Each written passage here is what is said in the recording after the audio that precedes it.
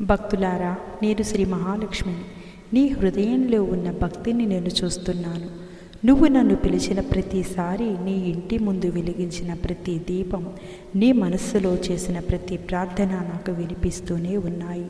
భయపడకు భక్తులారా, నీ ఇంటిలో ఐశ్వర్యం నిండే సమయం దగ్గర పడుతుంది.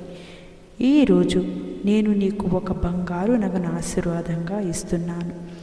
ఈ బంగారం కేవలం ఆభరణం కాదు, ఇది నా కటాక్షానికి గుర్తు.